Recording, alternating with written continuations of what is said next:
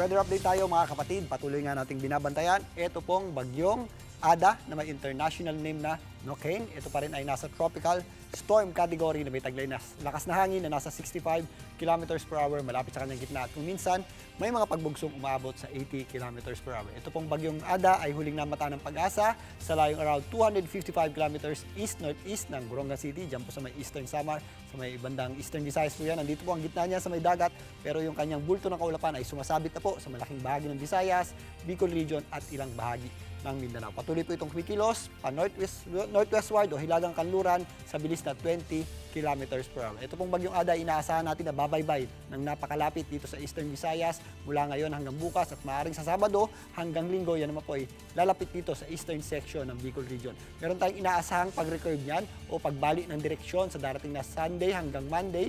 At again, if yung ating mga bagyo po ay nagkakaroon ng sudden change na direction, yan po ay bumabagal. So ito pong bagyong Ada ay inaasahan natin na bumagal o halos tumambay dito sa eastern section ng Bicol Region. Dahil po dyan, mas tataas po yung hazards natin gaya ng mga pag-ulan at mga flash floods and landslides. Kaya doble ingat po tayo sa magiging epekto ng mga pag-ulan. Maaaring idulot ito pong bagyong Ada. At sa darating naman na Lunes hanggang Tuesday, ito pong bagyong Ada ay pa-recurve na, pupunta dito sa may kalagitan ng East Philippine Sea at makakasalubong po niyan ang malamig na hanging amihan. Dahil po dyan, meron tayong inaasahang paghina nito sa mga susunod na araw sa susunod na linggo. Pero sa kasalukuyan, meron pa rin pong nakataas na heavy rainfall warning advisory ang Pag-asa. Meron tayong mga possible na 100 to 200 millimeters na pagulan or mga heavy at kung minsan intense rain sa mga areas ng Catanduanes, Albay, Sorsogon, kasama na po dyan ang Northern Samar at Eastern Samar.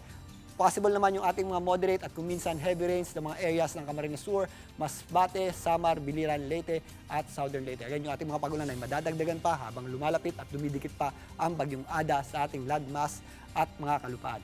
At kung mapapansin nyo, ang natitirang bahagi naman ng Visayas, kasama po dyan ang area ng Central Visayas, maging sa Cebu at Bohol area, meron pa rin tayong mga kalat-kalat na pagulan at mga posibleng thunderstorms. Ganun din po dito sa rehiyon ng Caraga, kasama na rin po dyan ang natitirang bahagi ng Bicol Region. At pagpapatuloy po yung ating mga pagulan ngayong weekend hanggang sa darating na Lunes, habang nandito po sa eastern section ng Bicol Region, ito pong bagyong Ada. Dito naman sa Metro Manila, wala tayong nakikitang direktang epekto sa pagdaan o paglapit ng bagyong Ada. Dito nga sa Metro Manila, mas magpapatuloy po ang maaliwalas sa panahon natin, magiging maulap po sa hapon at kung minsan meron tayong mga daglian o yung mga dumadaan lamang na mahihinang pagulan tuwing sumasapit ang hapon at gabi. Kaya bukod sa malamig na gabi at madaling araw, paghandaan din po natin ang mga posibleng isolated rains na yan. Lalong-lalo na nga tuwing meron tayong lakad at pagpauwi tayo tuwing hapon at gabi.